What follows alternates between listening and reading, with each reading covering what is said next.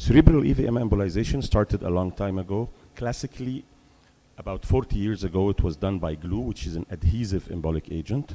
And then about 20 years ago, onyx was introduced, which is a non-adhesive agent. And all these, for a very long time, the treatments were done via an arterial approach. Onyx was a game changer when it was introduced, allowing more embolic agent to be delivered into the arteriovenous malformation through a single injection, through a single microcatheter. But it had the drawback of refluxing of onyx around the microcatheter, and which usually led to abrupt stoppage of the procedure and that you cannot continue embolization. So the detachable tip microcatheters were introduced, in which there is a marker on the microcatheter that you can reflux your onyx until this marker, which is around 2.5 centimeters in most microcatheters, until you form your plug, inject the onyx, and then when you detach the microcatheter, it detaches at this point, leaving part of the microcatheter in the artery. The advanced techniques we are using now for embolization of AVMs is the pressure cooker technique, which we use through an arterial approach, and the reversed pressure cooker technique, which we use for venous approach management of arteriovenous malformations.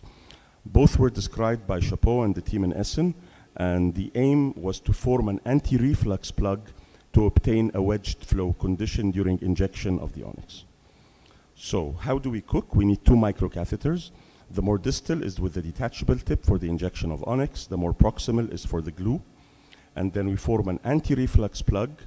The way we do it here is that we do it with MBCA or onyx and MBCA. So we inject glue first from the non-detachable tip to form the plug, and then we inject our onyx from the detachable tip.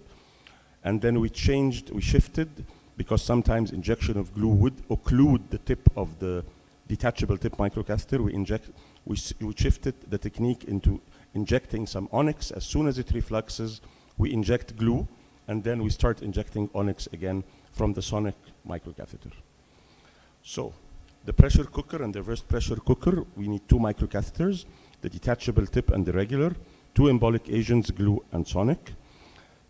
This is a demonstration of how we do it. First, we put the detachable tip microcatheter, and here we can see the tip of the microcatheter, and here the detachment zone. And then we put the regular microcatheter that we're going to do the plug with, and then we inject glue to form our plug, detach the microcatheter, so we are left with the detachable tip microcatheter, and we already formed our plug, and then we start injecting onyx into the AVM all the way to the venous side, and then we detach the microcatheter at the detachment zone. Some technical issues very fast that some people think that this could be easily done using this, the small septors or the balloon microcatheters. This is not true, because you cannot navigate distally with them. You can never navigate with the balloon microcatheter as distal as you can with a Magic 1.2 or a Sonic 1.2.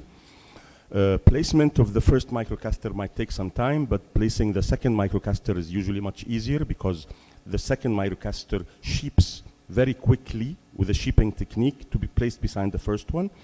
Classically, using these techniques, we use Magic 1.2 French and the detachable tip Sonic 1.2 French.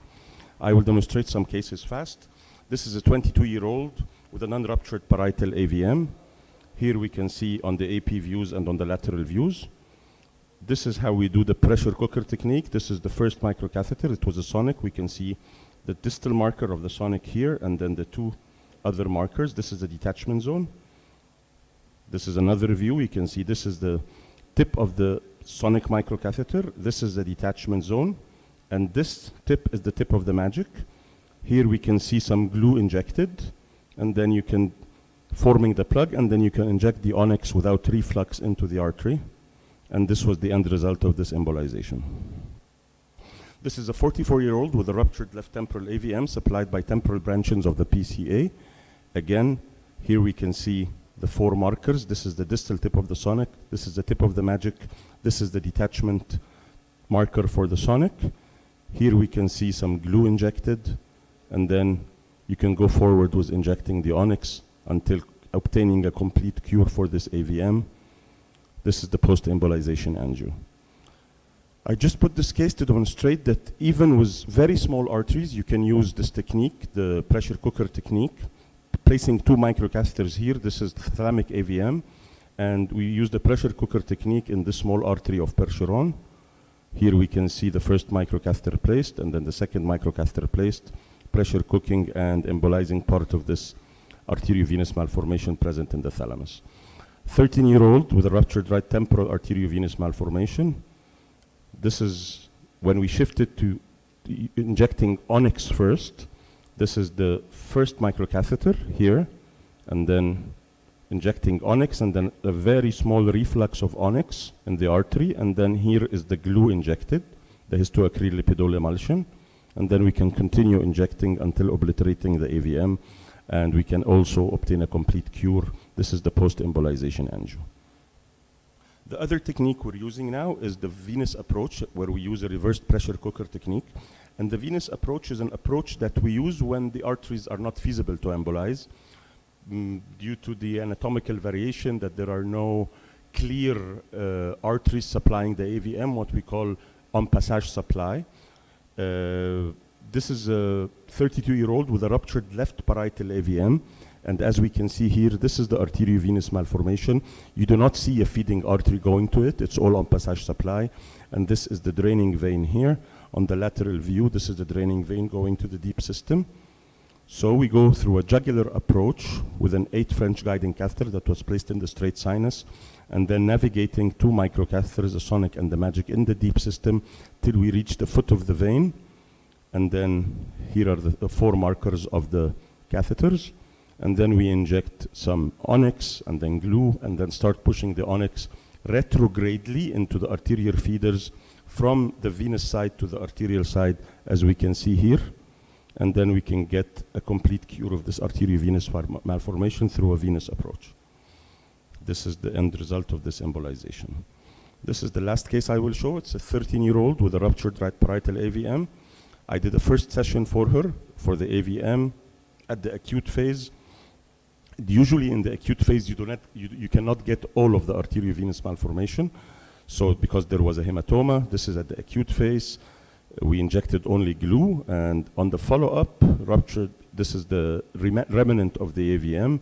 We can see here that there is again a remnant of the AVM on passage feeders, and this is the draining vein to the deep system. If you try to embolize this AVM through the arterial side, you're going to kill a lot of a lot of normal brain tissue, and she will probably have a deficit, as it's the parietal area. So again, we take a venous approach. Here we didn't have an 8 French, so we used 2 6 French guiding catheters. We placed them in the transverse sinus through a venous approach, and then we navigated a sonic and a magic. Here we can see the microcatheters in place on the lateral view here, and then this is the glue injected to form the plug, and then you can go forward with injecting the onyx retrogradely from the vein to the artery, leading to complete obliteration of this arteriovenous malformation. So advantages of pressure cooker and reversed pressure cooker: of course, it avoids reflux of onyx. You can have a more forceful and controlled injection. It avoids premature abortion of the procedure, and this enlarges the range of arteriovenous malformations which are amenable to endovascular cure. Thank you.